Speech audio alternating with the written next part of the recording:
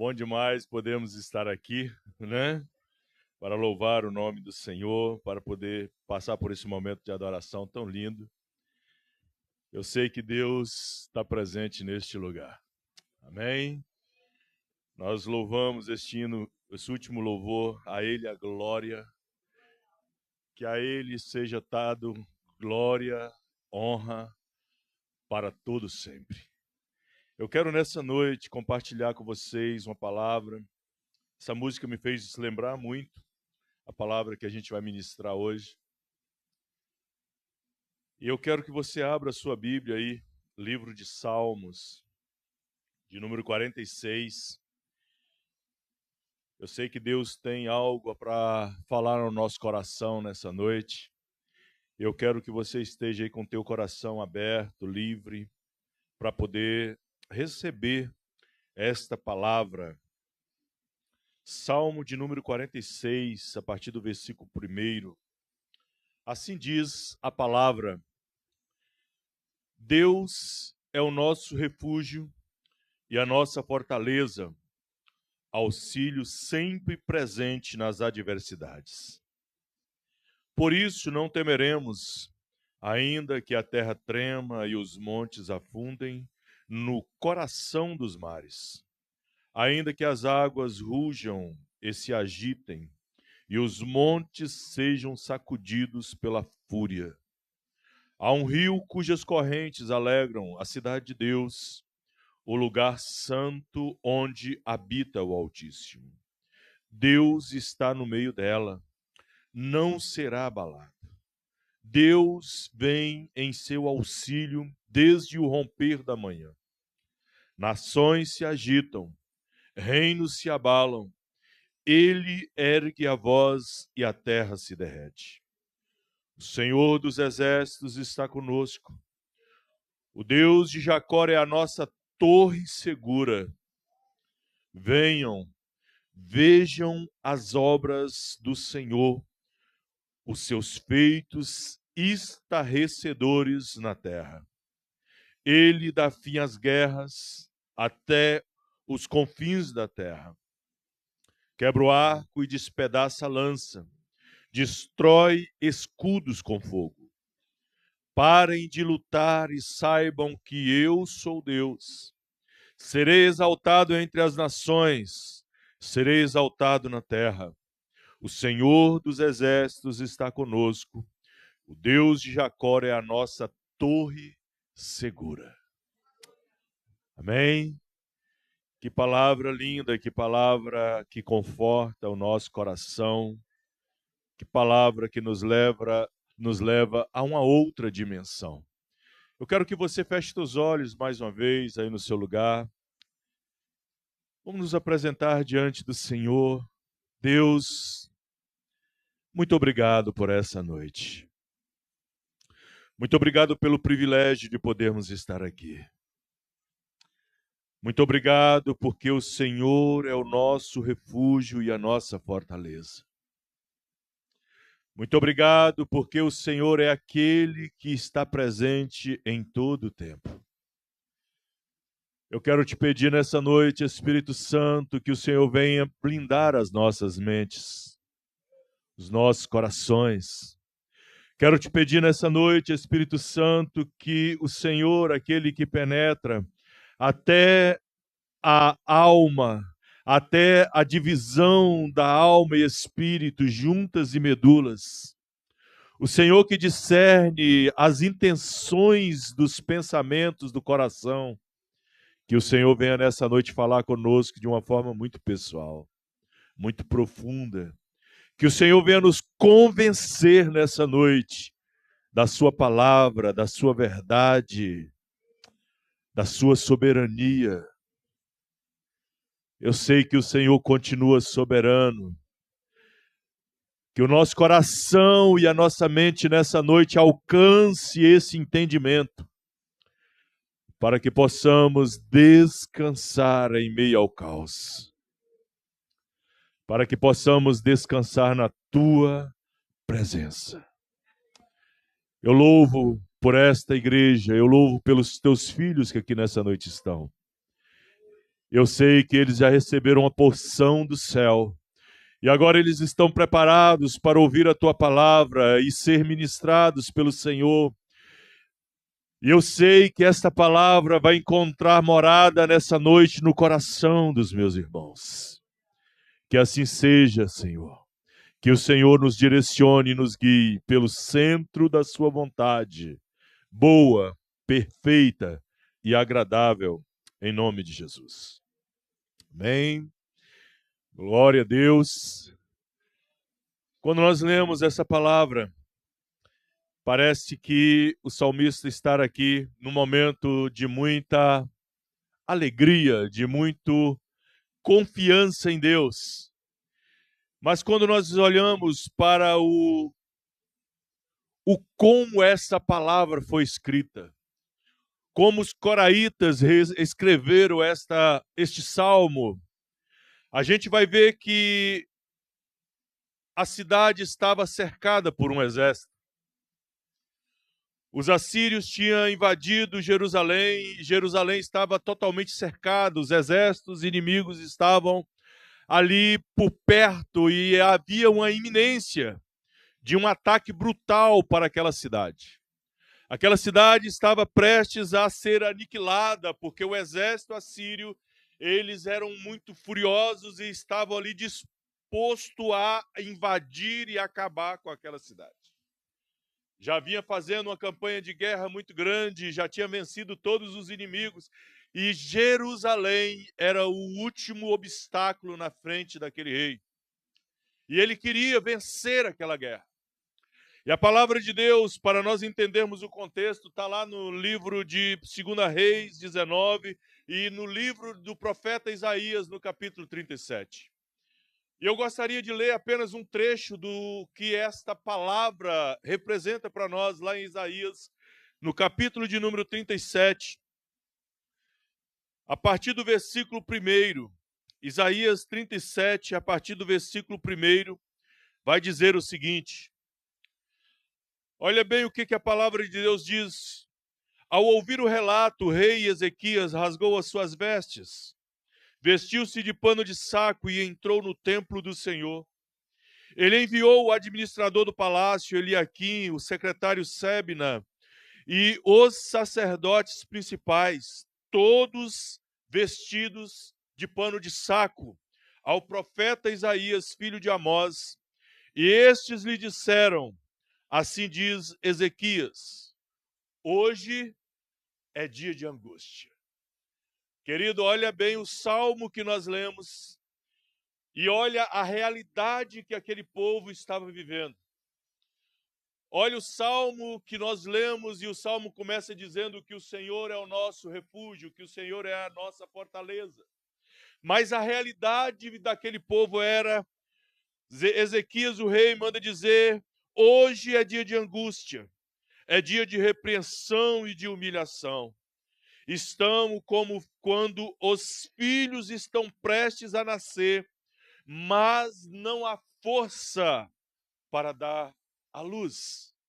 Talvez o Senhor teu Deus ouça as palavras do comandante de campo, a quem o senhor dele, o rei da Síria, enviou para zombar do Deus vivo. Talvez o grande problema do inimigo é subestimar o Deus que nós servimos. O grande problema do inimigo é subestimar o povo de Deus.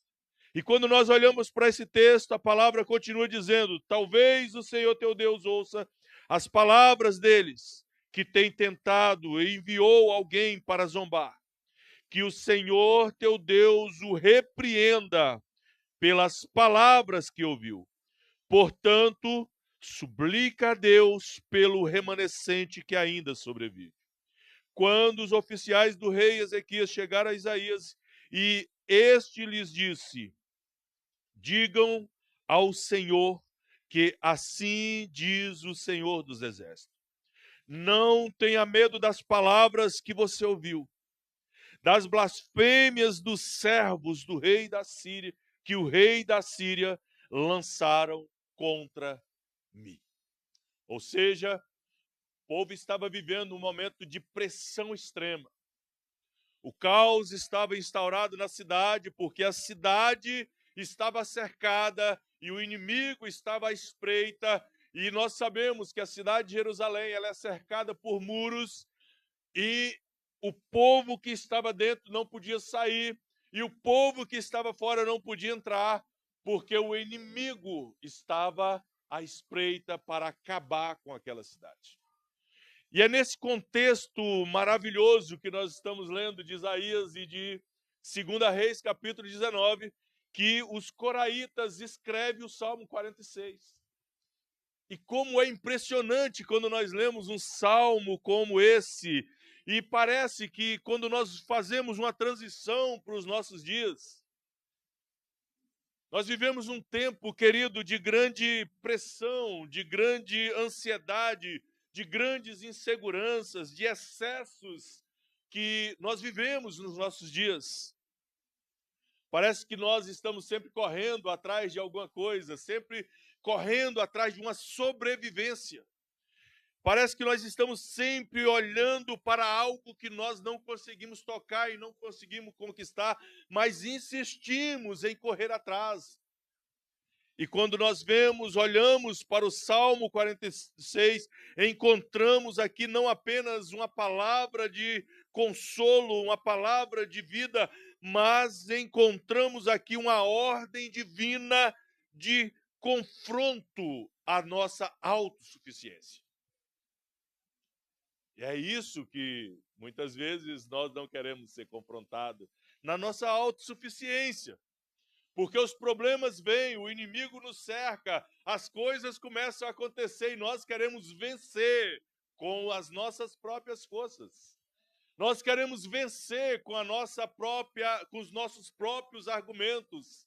Queremos vencer com as nossas próprias armas. Queremos vencer porque nós sabemos a fórmula de como vencer. E com isso, a nossa autossuficiência, ela está lá em cima e a nossa dependência está lá embaixo. E esse Salmo 46, ele vem para nos confrontar a nossa autossuficiência. E amados, olha bem, o Salmo começa dizendo: aquietai-vos e sabei que eu sou Deus.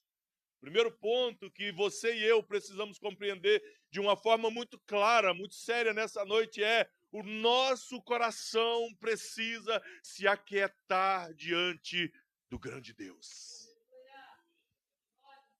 Teu coração, meu irmão, minha irmã, talvez tenha andado agitado nesses últimos dias. As preocupações têm sido o limite da sua existência. As dificuldades têm sido o ápice das suas neuroses. Mas eu quero nessa noite te dizer que a palavra de Deus começa para você e para mim dizendo: aquietai-vos e sabei que eu sou Deus. Assim diz a palavra do Senhor nessa noite. Talvez você e eu ainda não compreendeu o Deus que você serve de verdade.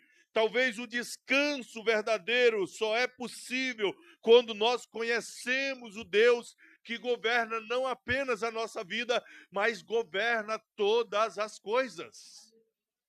Sabe, às vezes nós estamos preocupados porque achamos que Deus não está governando tudo, porque o caos está por aí. Não, o caos está por aí, mas Deus continua governando em meio ao caos. Talvez a sua vida está de ponta cabeça, meu amado, mas Deus continua no controle da sua vida. Você precisa entender, compreender, saber que Deus é Deus e Ele tem a resposta certa para você nessa noite. Quando nós olhamos para isso, precisamos entender que Deus é um Deus que reina absolutamente, soberanamente. E você precisa saber quem é esse Deus nessa noite. Você precisa conhecer esse Deus nessa noite de uma forma mais plena, de uma forma mais prática, não na teoria, conforme nós aprendemos aqui hoje na escola bíblica. Precisamos deixar de ser teóricos, crentes teóricos e se tornar crentes praticantes de uma verdade que pode mudar tudo, sabe? Olha bem, eu quero nessa noite que você entenda, vamos compreender esse texto que nós lemos.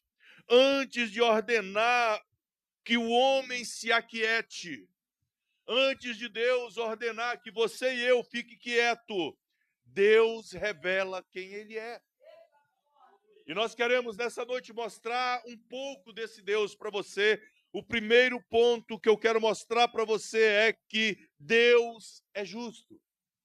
Romanos 1:17, a palavra de Deus vai dizer que esse Deus é um Deus justo. Olha bem, porque no Evangelho é revelado a justiça de Deus. Uma justiça que, do princípio ao fim, é pela fé. Como está escrito, o justo viverá por fé. Ou seja, esse Deus é um Deus justo e absoluto e que do princípio ao fim ele se revela em justiça. Do começo da criação até o Apocalipse, nós vamos conhecer um Deus plenamente, absolutamente justo. Outro ponto é que esse Deus é fiel. Você precisa conhecer o Deus que é fiel, independente de você ou não, de você e eu ser ou não fiel.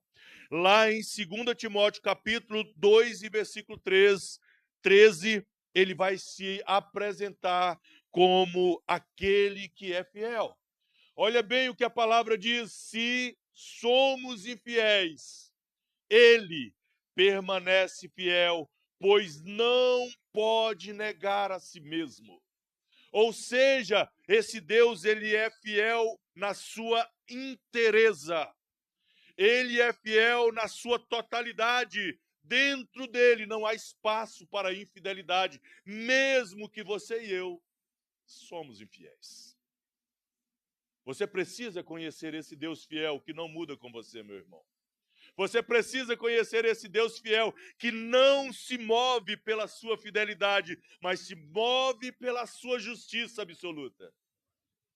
Mais um ponto que nós precisamos ver lá em Números 23:19, que esse Deus não muda. Ou seja, eu posso mudar, você pode mudar, nós podemos variar dependendo da circunstância que nós estamos vivendo, mas Deus não muda. E a palavra de Deus lá em Números 23:19 vai dizer: Deus não é homem para que minta, nem filho do homem para que mude de ideia. Ou seja, nós mudamos muito de ideia. Hoje nós queremos Deus, amanhã nós não queremos Deus assim. Hoje nós queremos manter uma vida de santidade, amanhã nós queremos viver do nosso jeito. Hoje nós queremos talvez buscar a Deus de uma forma intensa, mas amanhã o nosso ânimo se esvai. E a palavra de Deus está dizendo: Deus não é homem para que minta, nem filho do homem para que mude de ideia. Acaso ele fala e deixa de agir? Talvez você e eu tenha esquecido o que Deus falou ao nosso respeito. Talvez, amado, você que está aqui nessa noite, você que está nos ouvindo, já ouviu uma palavra de Deus sobre a sua vida e você tem esquecido do que Deus falou, mas nessa noite Ele lhe trouxe aqui para te dizer a palavra que Ele diz ao teu respeito, continua valendo, continua a mesma, tome posse do que Deus falou para a sua vida, meu irmão. Continue fiel, porque ele permanece fiel, ele não deixa de agir, ele não promete e depois deixa de cumprir. Ao contrário, se Deus prometeu, Deus vai cumprir na sua vida. Talvez você ainda não conhece esse Deus que não muda de ideia. Talvez você não conhece esse Deus que não muda, que tem variedade, meu irmão. Você nessa noite possa entender isso de uma forma mais séria. Fique tranquilo, irmão. Deus está no controle, viu? A irmã escorregou, mas está tudo bem. Olha bem, queridos, precisamos então entender que Deus não muda.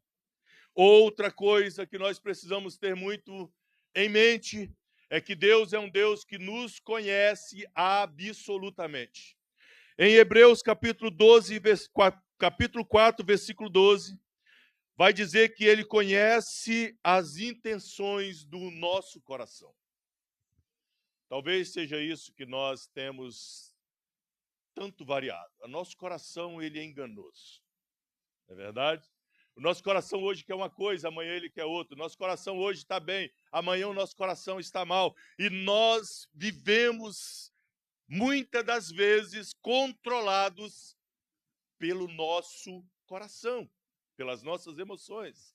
E olha bem, a palavra de Deus vai dizer o seguinte: pois a palavra de Deus, ela é viva, ela é eficaz, é mais afiada do que qualquer espada de dois gumes.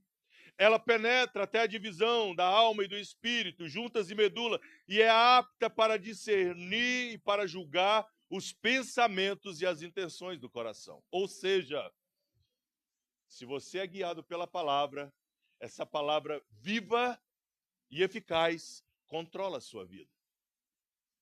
O Deus que você serve é um Deus que é vivo e ele controla a minha vida e a sua vida através da palavra. Por isso que nós não podemos viver por emoções, temos que viver pela palavra. E é esta palavra que precisa dominar as nossas vidas. Mais um para nós podermos mudar é: ele não se deixa escarnecer. Gálatas 6 e versículo 7. Eu quero ler esse texto e quero que você entenda isso de uma forma muito clara, meu irmão. Olha bem, Gálatas, capítulo 6 e versículo 7. A palavra de Deus vai dizer: não se deixe enganar. De Deus não se zomba, pois o que o homem semear, isso também ele colherá. Ou seja, o que nós plantamos. Talvez hoje nós estamos fazendo um plantio não muito bom, não é verdade? E é inevitável, o plantio ele vai crescer, ele vai chegar o momento da colheita, e quando a colheita chegar, eu vou ter que colher o que eu plantei. Amém? Glória a Deus. Aleluia. Deus é um Deus que não nos deixa enganado. E às vezes nós olhamos para essa palavra e não levamos ela a sério, porque a palavra está dizendo: olha, Deus não se deixa enganar, ou seja, eu não tenho como burlar o sistema espiritual. Eu não tenho como burlar a consciência de Deus. Se eu planto, eu colho. Talvez a gente até aqui na Terra muito fazemos isso, né? Queremos dar um jeitinho para todas as coisas. Mas entenda uma coisa, meu irmão, não há jeitinho no mundo espiritual. O mundo espiritual é algo muito sério. O mundo espiritual é real e você e eu precisamos viver nessa dimensão de homem espiritual. Sabe? Porque quando eu vivo crendo nessa dimensão espiritual, eu começo a viver como filho de Deus. Vivendo na terra, pensando no céu. Vivendo na terra com princípios do céu. Vivendo na terra, mas crendo que existe um Deus que vai me levar para a eternidade. É nesse Deus que nós nessa noite temos que colocar as nossas forças. Aí eu quero então que você pense no texto que nós lemos. Se Ezequias vivesse por emoções, Ezequias não mandaria uma resposta de Deus para aquele rei profano. Se os coraitas vivessem pela dimensão das emoções que estavam abalados, que a pressão estava grande, eles não clamariam pelo um Deus tão poderoso.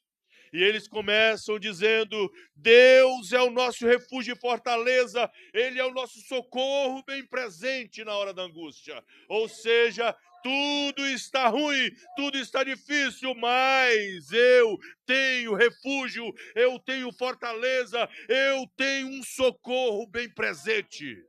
Aleluia! Aleluia! Oh, querido, você entende essa verdade? Você entende este princípio que nós não somos governados pelas circunstâncias. Nós somos governados pela palavra, nós somos governados por aquilo que Deus diz ao nosso respeito, nós somos governados pelaquilo que a palavra de Deus fala, e ela está dizendo, Ele, o Deus que nós conhecemos, é o nosso refúgio. Talvez nessa noite, amado, você está com a sua vida cheia de coisas para poder resolver. Talvez nessa noite é o momento de você se refugiar na palavra de Deus. Talvez o momento é de desacelerar e procurar a fortaleza espiritual. Talvez o momento agora é de você não buscar nas suas forças, mas buscar o socorro presente, que está disponível e acessível para você. Quando nós vemos este salmo, nós precisamos observar que Deus não promete ausência de guerra. Porque às vezes nós queremos e oramos, falamos, Deus, que passe essa situação, que passe esse momento de luta. Eu confesso que sempre que eu estou passando por uma prova, eu oro da seguinte forma, e são muitas provas. Eu sempre oro assim, Senhor, me mostra em que eu estou errado, porque eu quero sair logo desse buraco. E às vezes Deus permite que eu fique ali no buraco por mais um tempo. Mas sabe o que a gente precisa compreender de uma forma muito clara nessa noite?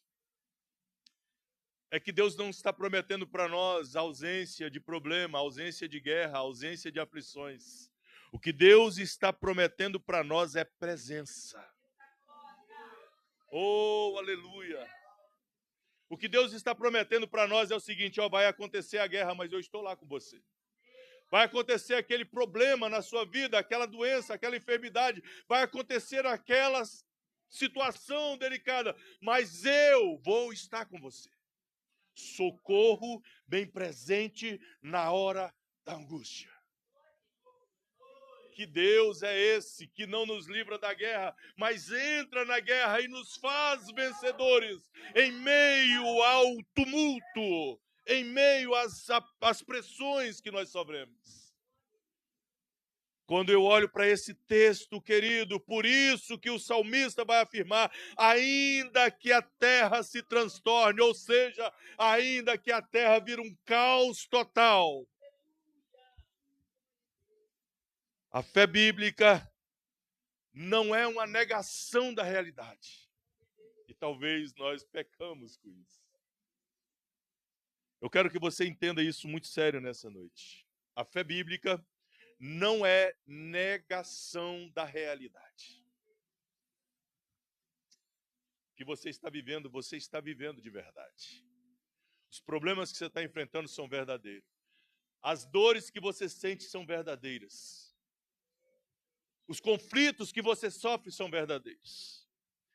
Mas eu preciso entender que a fé bíblica é a confiança que Deus continua governando, mesmo que tudo parece que está fora de controle.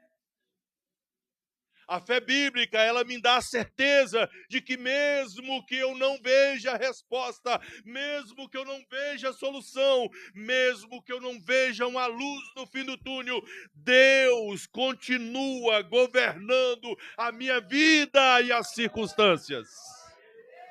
Aleluia! É esse Deus, querido, que você precisa conhecer, é esse Deus que você precisa se relacionar com Ele. É o Deus dos coraitas, é o Deus de Ezequias, é o Deus de Isaías, é o Deus seu e é o meu Deus nessa noite. Olha bem, o centro desse salmo sempre vai ser a presença de Deus. Esse Deus é um Deus que habita no meio do teu povo. O versículo de número 5 vai dizer, Deus está no meio dela. jamais será abalada. Era a presença de Deus que dava estabilidade ali a Jerusalém. Certa vez, Jerusalém estava cercada. O povo estava desesperado. E de repente, eles clamam ao profeta. E pede o profeta para poder interceder. E o profeta, então, manda para o teu servo e fala assim, vai lá e olha, e veja. E o servo foi lá, e quando ele olha, ele não vê nada. Porque estava olhando com os olhos carnais. O profeta fala, volta lá e olha de novo. E ele não vê nada. E o profeta ora pelo teu servo, e o servo vai lá fora. E quando ele chega lá fora, ele começa a olhar e vê que em volta dos muros há um exército de cavalos e cavaleiros de fogo. E há uma proteção que o inimigo fica desbaratado. Querido, olha bem, talvez os teus olhos ainda não foram abertos, talvez ainda os teus olhos não conseguem ver, mas existe milhares de anjos à disposição para proteger a tua vida, para guardar você em meio ao furor. Existe sim, querido, milhares de anjos prontas para defender você, querido. Jesus, quando estava no Getsêmani, e de repente alguém chega para prender, e Pedro fica ali todo agitado, e quer defender Jesus. E Jesus vira para ele, Pedro, fica tranquilo. Se eu pedir agora, o meu pai manda uma legião. Só para me defender, 3.000 anjos aqui com espada na mão, pronto para destruir tudo. Ou seja, você tem acesso a esse Deus. Você tem acesso. Quando você clama, esse Deus te ouve.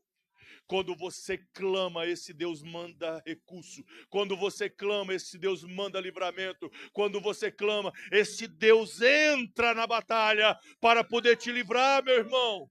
Para poder te levar para um outro nível, para te levar para um outro nível de experiência com Ele.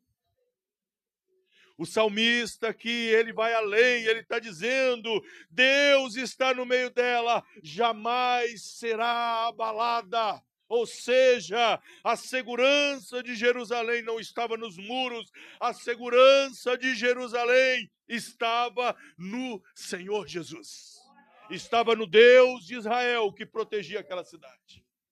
Talvez, amado, a nossa segurança não está em Deus. Presta atenção nisso. Talvez a nossa segurança maior, pensa na segurança, pensa naquele escape que quando você precisa, você vai lá. Talvez não seja Deus. Talvez a nossa segurança seja a reserva bancária. Talvez seja aquele dinheiro que a gente guarda debaixo do colchão. Talvez seja o amigo próximo que quando eu preciso, eu vou lá e ele me socorre. Talvez seja aquela pessoa que sempre que eu preciso eu vou lá e ela me atende prontamente. Enquanto a minha e a sua segurança não for em Deus, padeceremos, sofreremos e não iremos experimentar o que Deus tem para se revelar em nós e através de nós. Sabe? Talvez o momento que você está vivendo é para Deus se revelar a você.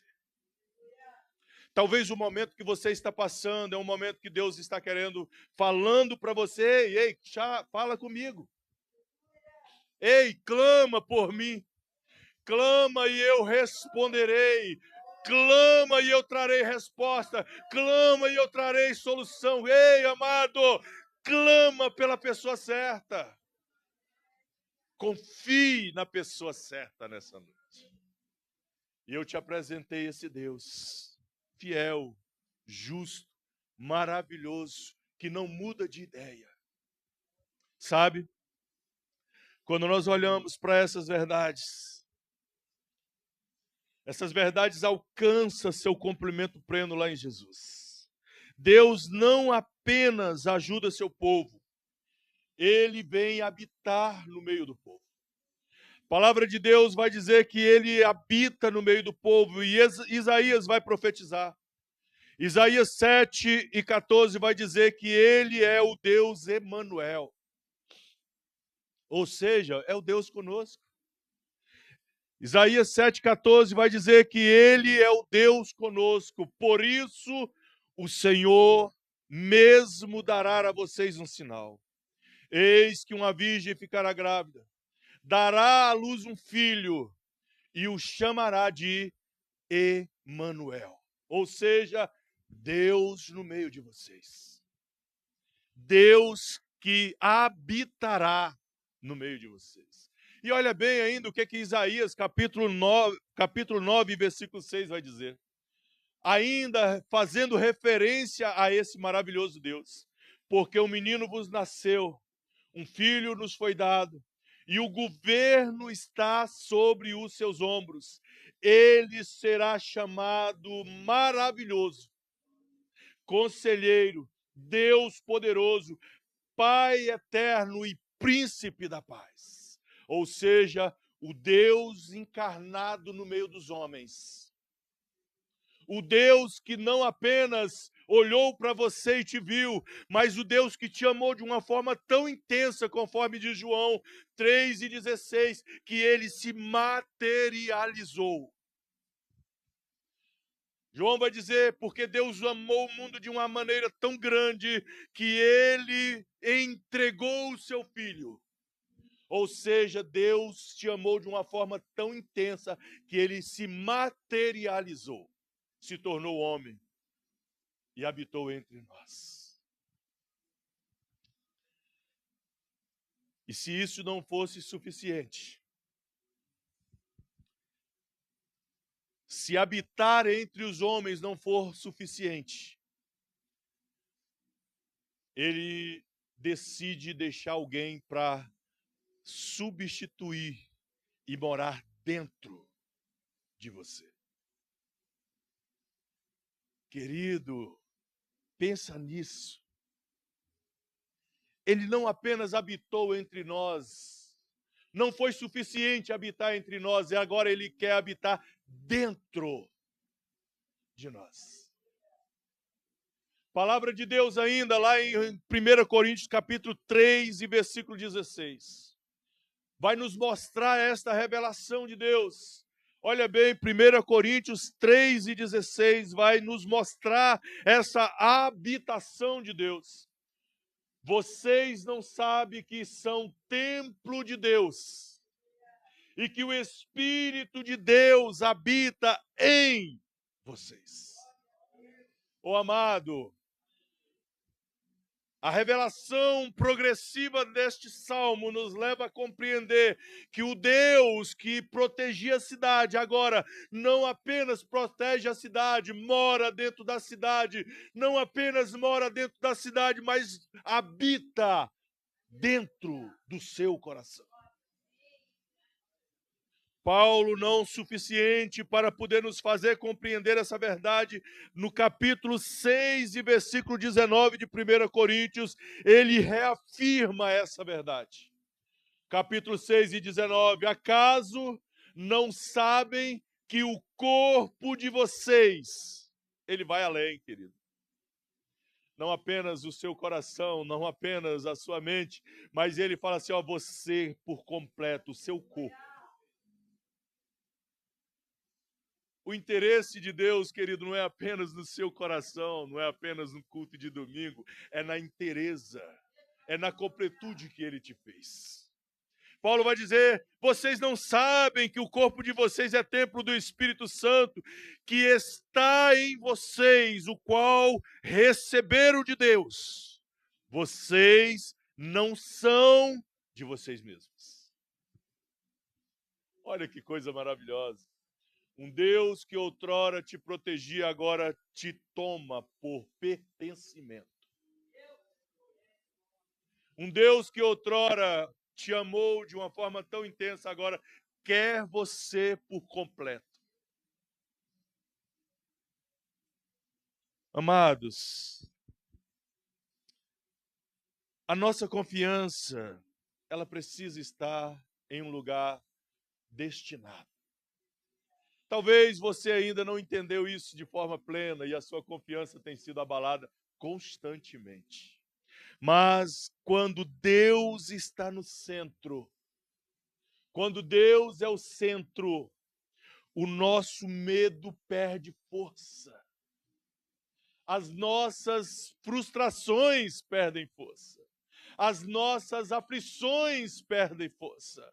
Quando Deus é o centro, nós ficamos mais confiantes e sabemos para onde nós estamos indo e em quem nós podemos apoiar. Eu quero nessa noite que você entenda algo muito sério. O salmista, ele contempla o Deus que julga as nações e encerra as guerras. O salmista viu todo aquele caos e ele falou assim, olha, existe alguém que faz cessar. Versículo de número 9 do Salmo 46. Ele faz cessar as guerras até os confins da terra. Eu quero nessa noite que você, meu irmão, preste atenção nisso. Eu não sei se a sua vida tem sido uma vida de constantes aflições e guerras. Guerras com você mesmo, guerras com as circunstâncias que te envolvem, guerras que vêm na sua mente, guerras com a sua identidade espiritual, guerra com a sua paternidade, guerras que você não está conseguindo vencer. Mas eu quero dizer que aqui nessa noite o salmista está mostrando para você o seguinte, esse Deus, ele faz cessar as guerras. Esse momento complicado, Deus faz cessar esse momento. Não existe fúria que dure uma noite toda e que não tenha resposta pela manhã. Não existe mar bravio que o Senhor não possa dar uma ordem e ele se acalmar. Não existe um exército poderoso que o Senhor não possa desbaratinar com uma palavra. Não existe problema suficiente para que o Deus que nós servimos não mande dar um basta. Não mande dar um fim nele. O salmista estava confiante, dizendo, olha, o Senhor, ele vai fazer cessar as guerras. E quando nós vamos caminhando para essa revelação, a palavra que continua dizendo, aquietai-vos e sabei que eu sou Deus. E a palavra aquietar aqui, ela tem uma conotação, ela carrega um peso aqui, ela manda nós pararmos de lutar.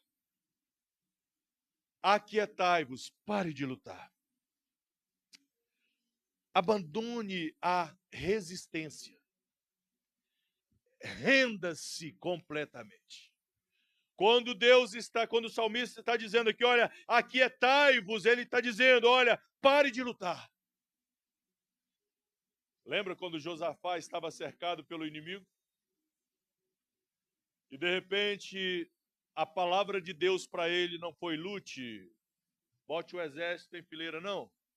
A palavra de Deus para Josafá foi, nesta peleja, Josafá, você não precisa batalhar.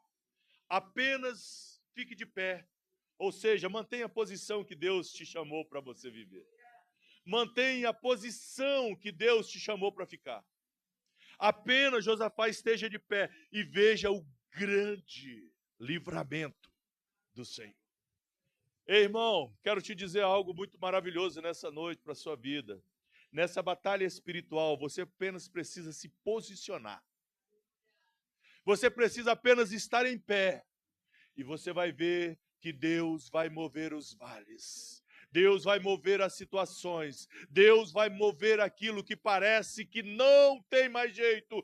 Deus vai entrar, vai aplanar o caminho e vai fazer você trilhar por um caminho que você ainda não experimentou, meu irmão. Deus vai fazer você ver coisas que você não via em meio ao caos. Os seus olhos serão olhos espirituais. Você terá visão alargada, você terá uma mente aguçada, você terá ouvidos sensíveis, você terá o coração quebrantado e o Senhor se revelará a você de uma forma mais profunda. Eu quero nessa noite caminhar para concluir essa palavra. Talvez, querido, nós, diante de tudo isso, nós não temos buscado o lugar que nós encontraremos respostas assertivas. Não é apenas um convite para descansar, é uma convocação para nós nos submetermos a essa palavra, sabe? Os profetas usam a mesma linguagem de manifestação de juízo divino quando eles falam que o mundo terá que um dia se submeter ao senhorio de Cristo. O profeta Abacuque, no capítulo 2, versículo 20, ele vai dizer: o Senhor está no seu santo templo, calem-se diante dele. Ou seja, quando o Senhor se manifesta, eu não preciso fazer nada, eu preciso me submeter. Quando o Senhor se revela, eu não preciso fazer nada, eu preciso me submeter. Quando o Senhor se manifesta, eu preciso olhar e entender que ali é o momento de eu parar. Olha bem o que Sofonias capítulo 1, versículo 7 diz: calem-se diante do Senhor teu Deus. Ou seja, quando Deus se revela, é o fim da minha busca. Quando Deus se revela, é o fim das minhas neuroses. Quando Deus se revela, é o começo da minha submissão à palavra que vai começar a dominar a minha vida. E eu quero que você entenda isso de uma forma muito clara. Chegará um dia em que toda oposição vai cessar na nossa vida. Chegará um dia que todo joelho vai se dobrar diante do Senhor Jesus.